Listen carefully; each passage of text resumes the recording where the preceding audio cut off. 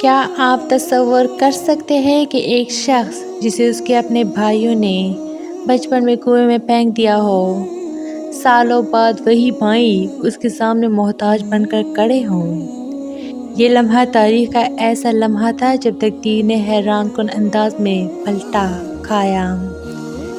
جب حضرت یوسف علیہ السلام مصر کے خزانے کے نگراں بن چکے تھے، اسی وقت ایک شدید قحط آیا اور اسی قحط کی وجہ سے ان کی وہی بھائی مصر پہنچ گئے جنہوں نے کبھی انہیں دھوکے سے کنویں میں پھینک دیا تھا۔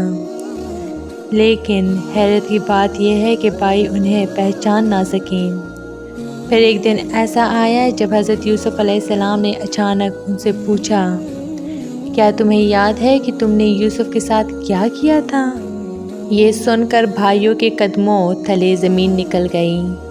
کیا ہوا جب انہیں معلوم ہوا کہ مصر کا طاقتور وزیر دراصل وہی یوسف ہے جسے انہوں نے بچپن میں چھوڑ دیا تھا؟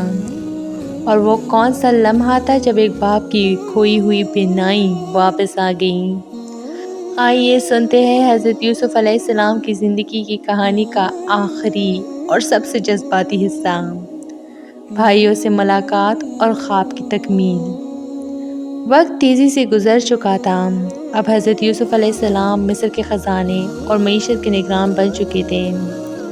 انہوں نے نہایت حکمت اور دانائی کے ساتھ 7 سال تک اناج جمع کروایا تھا، اور پھر وہی وقت آ گیا جس کی خبر انہوں نے پہلے ہی دی تھی۔ خشک سالی اور قحط کے سال شروع ہو گئے۔ یہ قحط صرف مصر تک محدود نہیں تھا بلکہ آس پاس کے علاقوں میں بھی پھیل گیا تھا۔ ان علاقوں میں ایک اہم علاقہ کنعان بھی تھا۔ یہ وہی جگہ تھی جہاں حضرت یوسف علیہ السلام کے والد حضرت یعقوب علیہ السلام اور ان کے بیٹے رہتے تھے۔ جب قحط شدت اختیار کرنے لگا تو وہاں اناج کی شدید کمی ہو گئی۔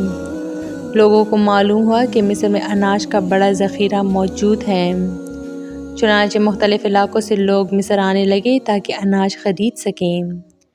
اسی دوران حضرت یوسف علیہ السلام کے بھائی بھی مصر پہنچ گئے۔ وہ اناج لینے کے لیے آئے تھے۔ جب وہ مصر کے دربار میں پہنچے تو ان کا سامنا مصر کے خزانے کے نگراں سے ہوا۔ وہ نگراں کوئی اور نہیں بلکہ حضرت یوسف علیہ السلام تھے۔ حضرت یوسف علیہ السلام نے اپنے بھائیوں کو فوراً پہچان لیا، لیکن سالوں کے فاصلے، وقت کی تبدیلی اور عہدے کی وجہ سے بھائی انہیں پہچان نہ سکیں۔ یہ لمحہ حضرت یوسف علیہ السلام کے لیے بہت عجیب تھا۔ وہ انہی لوگوں کے سامنے کھڑے تھے جنہوں نے بچپن میں انہیں کنویں میں پھینک دیا تھا، لیکن اس کے باوجود انہوں نے اپنے بھائیوں کے ساتھ اچھا سلوک کیا۔ انہوں نے انہیں اناج دیا اور پوچھا کہ تم کہاں سے آئے ہو؟ بھائیوں نے بتایا کہ وہ کنعان سے آئے ہیں اور ان کے والد اور ایک چھوٹا بھائی بھی ہیں جو گھر پر ہیں۔ یہ سن کر حضرت یوسف علیہ السلام کو اپنے سگے بھائی بنیامین کی یاد آ گئی۔ حضرت یوسف علیہ السلام نے کہا، اگلی بار جب تم آؤ تو اپنے پاس اس بھائی کو بھی ساتھ لے کر آنا۔ پھر انہوں نے مزید کہا، اگر تم اسے ساتھ نہ لائے تو تمہیں دوبارہ اناج نہیں دیا جائے گا۔ بھائی واپس کنعان پہنچے اور اپنے والد کو سارا واقعہ سنایا۔ انہوں نے کہا کہ مصر کا حاکم کہتا ہے کہ اگلی بار بنیامین کو بھی ساتھ لانا ہوگا۔ یہ سن کر حضرت یعقوب علیہ السلام بہت پریشان ہو گئے۔ انہوں نے پہلے تو بنیامین کو بھیجنے سے انکار کر دیا کیونکہ وہ پہلے ہی حضرت یوسف علیہ السلام کو کھو چکے تھے، لیکن جب بھائیوں نے بہت اصرار کیا اور حالات بہت سخت ہو گئے تو آخرکار حضرت یعقوب علیہ السلام نے اجازت دے دی، لیکن انہوں نے ایک شرط رکھی۔ انہوں نے اپنے بیٹوں سے وعدہ لیا کہ وہ بنیامین کی حفاظت کریں گے۔ چنانچہ بھائی دوبارہ مصر روانہ ہو گئے اور اس بار بنیامین بھی ان کے ساتھ تھے۔ جب وہ مصر پہنچے تو حضرت یوسف علیہ السلام نے اپنے بھائی بنیامین کو ایک طرف لے جا کر آہستہ سے کہا، میں تمہارا بھائی یوسف ہوں، اس لیے تم ان کی باتوں سے غمگین نہ ہونا۔ پھر حضرت یوسف علیہ السلام نے ایک حکمت عملی اختیار کی۔ انہوں نے اپنے خادموں کو حکم دیا کہ بادشاہ کا پیالہ بنیامین کے سامان میں رکھ دیا جائے۔ جب قافلہ روانہ ہونے لگا تو اچانک اعلان ہوا کہ بادشاہ کا پیالہ گم ہو گیا ہے۔ तलाशी ली गई और प्याला बनियामीन के सामान से बरामद हो गया। इस तरह कानून के मुताबिक बनियामीन को मिस्र में रोक लिया गया। जब भाइयों ने ये देखा तो वो बहुत परेशान हुए और अपने वालिद से किया वादा करके आए थे। आखिरकार एक भाई ने फैसला किया कि वो कनान वापस नहीं जाएगा और मिस्र में ही रह जाएगा। इधर बाकी भाई वापस अपने वालिद के पास पहुँचे और सारा वाक़या बयान किया। ये सुनकर हज़रत याकूब अलैहिस्सलाम का दिल मज़ीद टूट गया। उन्होंने गम में कहा, मुझे यूसुफ की बहुत याद आती है। रवायात में आता है कि मुसलसल रोने की वजह से उनकी बीनाई भी कमज़ोर हो गई थी। इधर मिस्र में हज़रत यूसुफ अलैहिस्सलाम का दिल भी अपने वालिद की याद में बेचैन था। आखिरकार एक दिन उन्होंने अपने भाइयों को बुलाया और उनसे एक सवाल पूछा। उन्होंने फरमाया, क्या तुम्हें याद है कि तुमने यूसुफ और उसके भाई के साथ क्या किया था? ये सुनकर भाई हैरान रह गए। उन्होंने गौर से हज़रत यूसुफ अलैहिस्सलाम को देखा, फिर अचानक उनके जहन में एक ख़याल आया। उन्होंने कहा, क्या तुम यूसुफ हो? हज़रत यूसुफ अलैहिस्सलाम ने जवाब दिया, हाँ मैं ही यूसुफ हूँ और ये मेरा भाई है। ये सुनकर भाइयों के चेहरे शर्मिंदगी से झुक गए।